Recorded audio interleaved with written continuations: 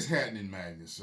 So before I get back to Elden Ring, I need to find out what these five bosses are that I should beat first. Guess IGN's giving us a little bit of tips here. Uh, I am playing Forbidden West right now. I'm having a really good time for the most part. And I will play Elden Ring when I'm finished. So let's get it on. Someone must extinguish thy flame. Let it be Margit the Fell. The lands between of Elden Ring are just looking for an excuse to kill you. Fortunately for you, Tarnished, IGN's got your back. I'm Brian Altano, guiding you through Elden Ring's toughest fights during the opening hours of the game. Now, I suppose you could start by sprinting into the unknown, but, well, it's best to do some preparation first. Once you've completed the tutorial, you'll find yourself in Limgrave, the opening area of the game. Don't worry about this golden knight on a horse, we'll be back for them later. Instead, get to the Church of LA on the hill. Here you'll find Kale the Merchant and an anvil where you'll be able to upgrade your items in the future when you receive more smithing stones. Grab a torch and a crafting kit from Kale if you have enough runes, and then head northeast towards the Gatefront ruins. Some of the nearby enemies are a little tricky, but whether you use stealth or all-out combat, this area is great for finding more advanced weapons like the flail or the Lord Sorin's greatsword, as well as a map fragment detailing West Limgrave. Okay. I offer you an accord. All that's left to do is meet Melena. Once you've discovered a few sites of grace in the overworld, a maiden will introduce herself. Melena enables you to spend your runes to level up, and she also grants you the ability to summon the spectral steed, Torrent. Now, on horseback, you'll be much deadlier against larger foes, and he makes getting around much easier. With a few levels into your favorite stats, some shiny new weapons, and an anvil to improve them on, you're ready to start taking out some bosses. These are the 5 bosses to defeat first in Elden Ring, presented by 5-hour energy shots. From the Church of LA, go directly north and find a small entrance to Groveside Cave. Rest at the site of grace, get your torch out, and clear out the den of wolves blocking your path. Through the fog wall, you'll be confronted by the Beastman of Farum, Azula. This guy has got a massive cleaver and will flip for days if you let him. The trick to fighting this guy is to stay back, since most of his attacks don't have much range, except this one. Oh, and this one. Identify openings in his attack patterns, strike when you can, and then back up. His health is small enough that chipping away like this shouldn't take too long, and you'll earn the Flame Drake Talisman, which is great for reducing fire damage. Look like he took off a whole lot of energy with that swing. Interest to magic wielders.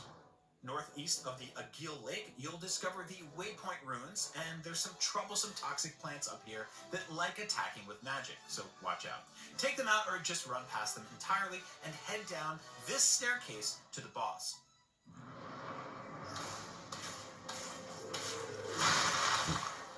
Ooh. Mad Pumpkinhead is enraged and ready to take you on. They frequently close the distance, so it's important to dodge carefully. This flail hits hard and far, so dodge to the side at the right moment.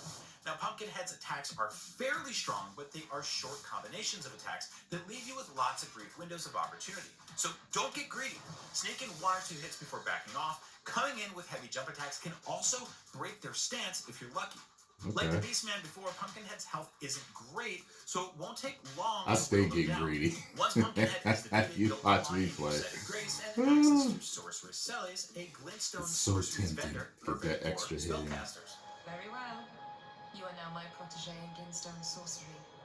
Okay, remember that golden knight from earlier? Well, let's pay him a visit. Okay. Now, armed with stronger weapons and your trusty spectral steed, you've got the speed and the power to outmaneuver this intimidating foe. Remember that while riding Torrent, your triggers and buffers do a light or heavy attack on the side of the horse that you press. Line up your attacks appropriately. Torrent can also double jump, which is great for jumping over the tree sentinel's wide, sweeping attacks. The second jump also allows you to change direction at will, so use that mobility to get behind the sentinel and attack that horse's hide.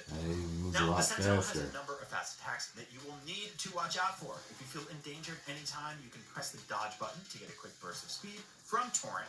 Now, once the sentinel's health is low, it will start to attack more desperately, but if you can dodge each attack and use the openings to get some damage in, the Tree Sentinel will be down and out in no time. Nice.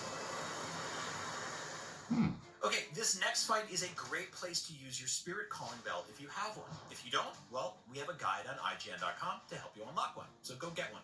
Otherwise, use the summoning sign outside of the boss room or bring in a friend to make this busy fight more manageable.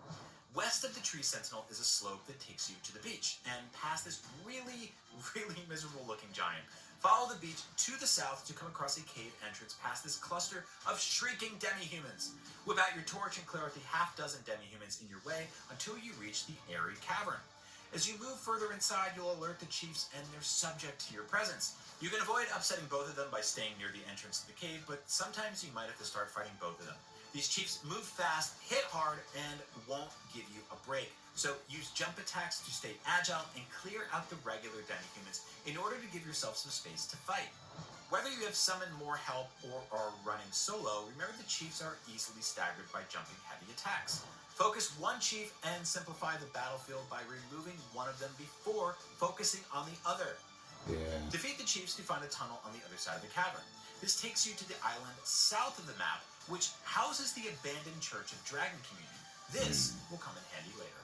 Okay, last up is the biggest foe in Limgrave. In the middle of a Gil Lake is a group of lost souls performing a ritual. Ride in on Torrent to get close and... well, that takes care of them. Now let's work on the dragon. This flyer has a number of attacks designed to be avoided on Torrent, so focus on staying on horseback in this fight. The dragon has two different types of attacks to watch out for, ground and air. Most of the time the dragon is airborne, you will need to prepare to avoid a fire-breathing attack. This is usually as simple as galloping quickly in one direction to avoid it, but watch out for when the dragon dive bombs you. This is a really horse is real helpful. So craft some robo. I didn't feel like really using the horse. Keep his health up. When the dragon is on the ground, it's time to get some damage in. Most of its attacks are slow, which means as long as you can watch out for getting stomped on, you can get a few good hits in after most attacks. Now, another great opportunity to attack is when the dragon breathes fire on the ground. If you're close enough and out of danger, circle around and deal damage while it finishes its onslaught. Stay agile, heal as necessary, and the dragon shall be vanquished in no time.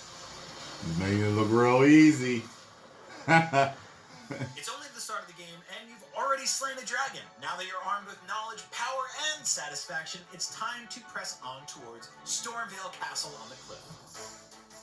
Elden Ring is full of secrets and surprises, so be sure to check out the things that Elden Ring doesn't tell you, there's a lot, or our full guide on IGN.com. And a big thanks to our friends at 5 Hour Energy for sponsoring this video. Thanks for watching Game Prep. Thank you, 5 Hour Energy. Yeah, so, oh man, got some work to do. Like I said, I'm a guy that likes playing one game at a time, and I'm immersed into Horizon Forbidden West right now. So after I thoroughly finish that, no, I don't have to platinum it, but after I thoroughly finish that, Elden Ring, you are next. Unless something changes my mind.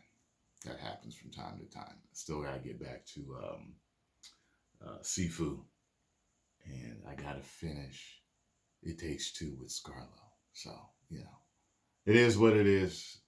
So many games, so little time. 10 million subscribers. Woo!